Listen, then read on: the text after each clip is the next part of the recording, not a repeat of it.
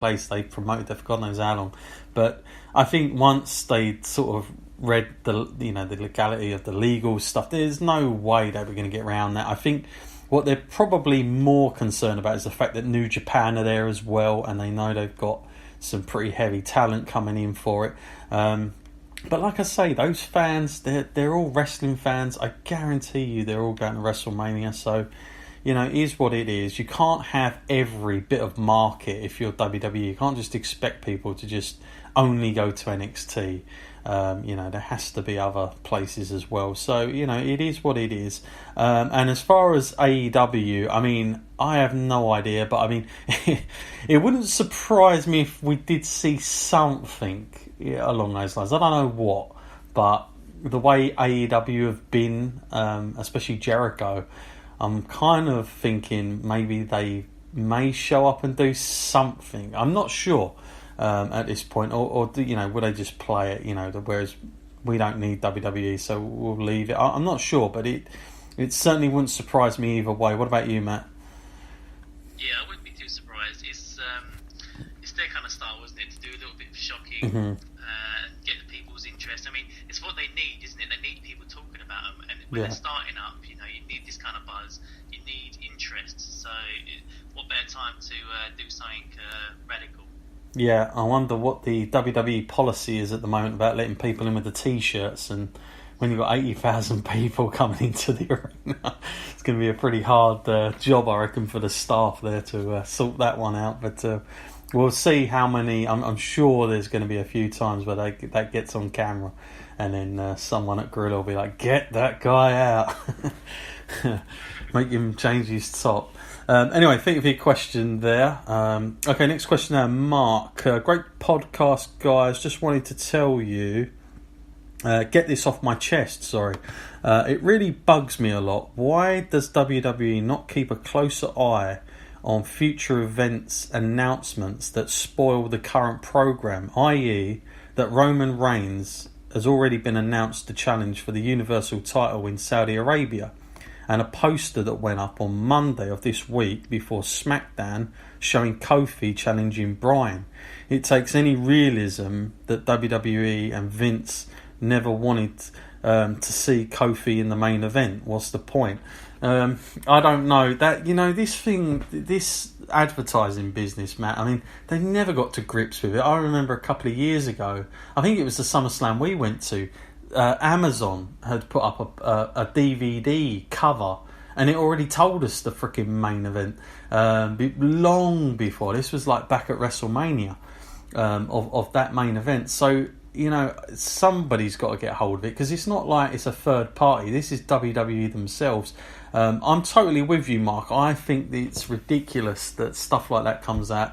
I really think it was a bad timing on the whole Kofi thing, because it's exactly what you said, as if Vince is that bothered when there's a freaking poster gone up and someone's gone to great lengths to make it for this main event. It's a massive advert, and like you say, Roman Reigns has already been advertised in Saudi Arabia that he's challenging for the title. It's not great stuff. It makes everything that we're watching now seem a bit pointless sometimes. What about you, Matt? I mean, again, like I said, it's nothing we haven't already seen, is it? But it does seem to be happening a little bit more often now. Yeah, no, it's quite inexcusable.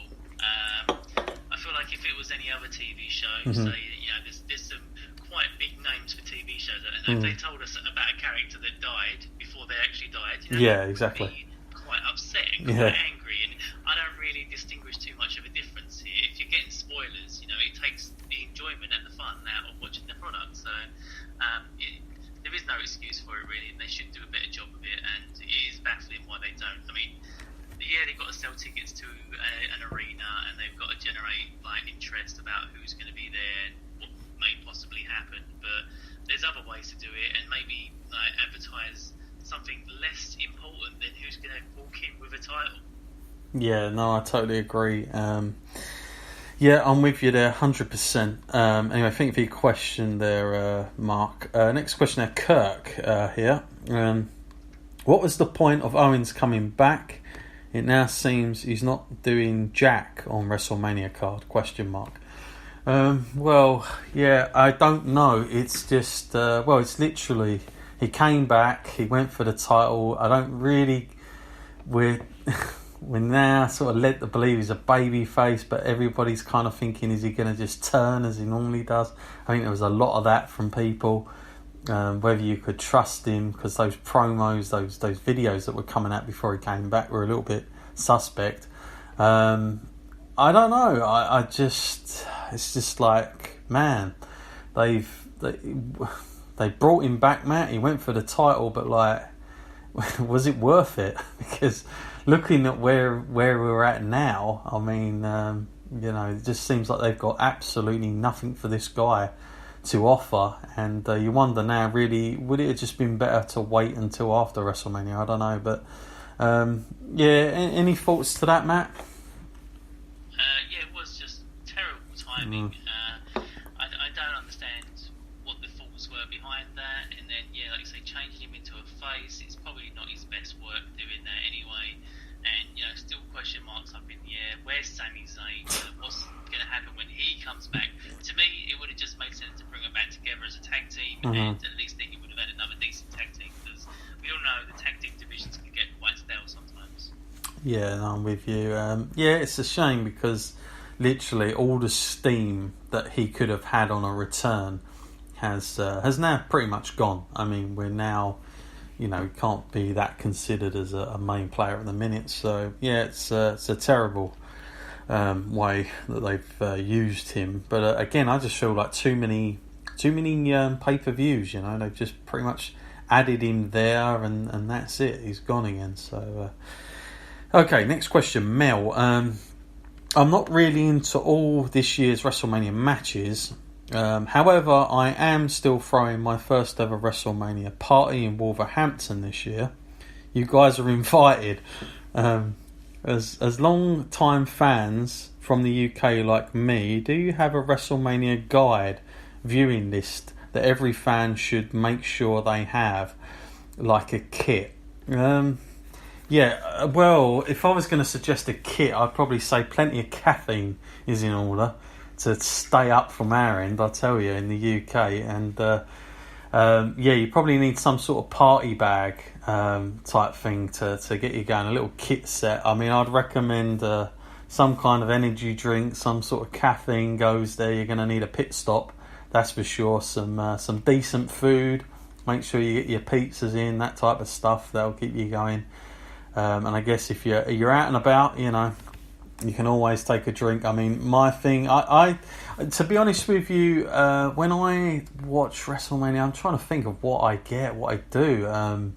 I do have certain things. I mean, I'll always kind of make sure I eat as late as possible, because I always tend to get really hungry. But I mean, the last few WrestleManias have been so long that I'm almost having about 3 meals through it. It's ridiculous. The amount you have to stay up for these things. What about you, Matt? Is there anything that comes to your mind when you think of watching a WrestleMania through that you might need? Watching it live, that is a hard task, especially in the UK.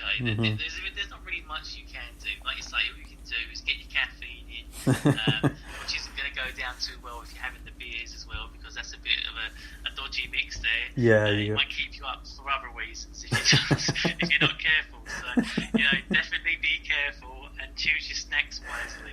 Yeah, no, definitely. Actually, thank you for the question there, Mel, and I'm glad you're throwing a party. I'm sure it'll be good. You've let.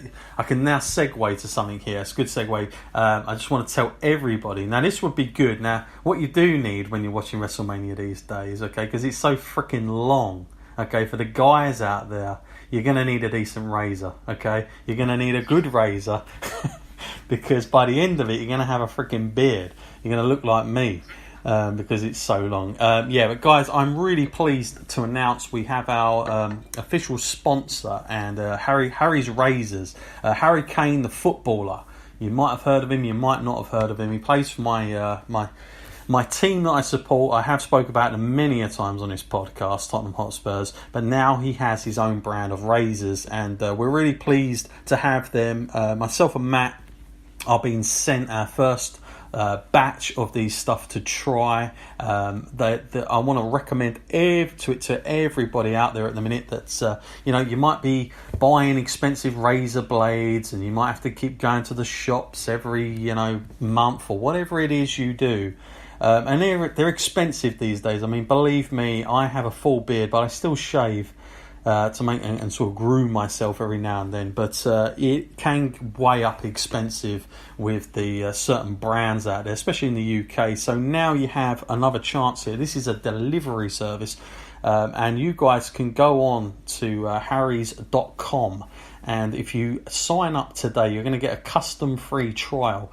That means you're able to choose, not only do you get the option of what package you want, but you get to choose what colour razor that you want as well. You can have literally anything from orange, green, blue, or even they've got a special one in chrome as well. All you have to pay is the shipping fee only. That works out at £3.95 for your first fix of this. So you can either choose between 8 blades.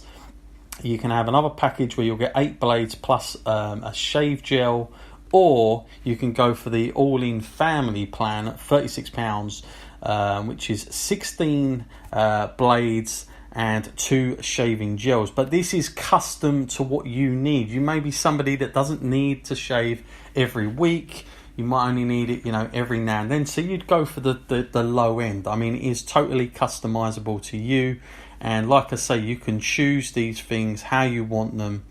You can have ship every 3 months. You can have it every 5 months. You can even have it every 2 months. So it's literally customizable here. Want to recommend that to everybody. Matt, you got to be somebody that shaves regular. Am I right? I mean, I don't know. Sometimes you did grow a beard a little while ago. I remember slightly, but that was just laziness. I need to shave all the time. It's terrible having dark hair. Your beard just comes through all the time, and there's nothing like that nice clean shaven feeling. I mean, I know you haven't felt that in a long time. But, you do. I haven't. You know how refreshing that is. Yeah, so we're looking forward to that. We're getting our samples through. We're going to get them down here. They're sending it all to us. Now, guys, if you do want to sign up right now, all you have to do is go on to harrys.com. Please, if you can, if you want to help this podcast as much as you want and you enjoy the podcast, I'll ask you a question at the end that will say where you got this from. Just write WrestleLine in. It's all you have to do. WrestleLine, Wrestling Podcast, they will know.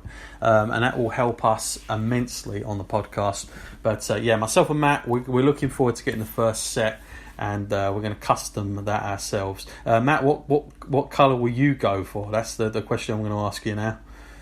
Well, I like the sound of the way you advertise a special edition. Who doesn't want something special edition? Yeah, the chrome one. The chrome.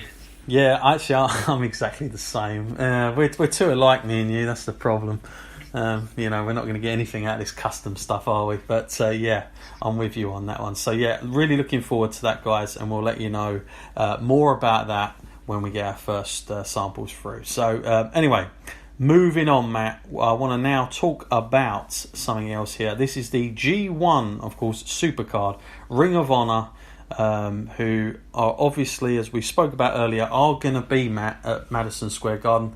I thought this is a WrestleMania preview, but you can't really avoid this. It is a big deal, and I've been to a few Ring of Honor shows now, and I do like the product. I've always liked it since the first one we ever went to. So the fact that they're there, and it's a big deal. I thought we'd talk about it. So just to give everybody a bit of background here, I know that one of the listeners' question was about this, but I just wanted to let everybody know this is the significance of this whole thing here. So they're going to be at Madison Square Garden. Of course, the show sold out, but extremely fast. Now the G1 Supercard, obviously New Japan are co-promoting this as well. It's a big deal for them to get in the American market, especially at WrestleMania. No doubt about it. Of course, this was announced in June 2018. It was officially announced Ring of Honor and New Japan Wrestling would be running a show from MSG. 1 month later, it was reported the event had been cancelled due to interference by the WWE. The issues were eventually resolved and the tickets went on sale for the event in August. During the pre-sale, 60% of the tickets were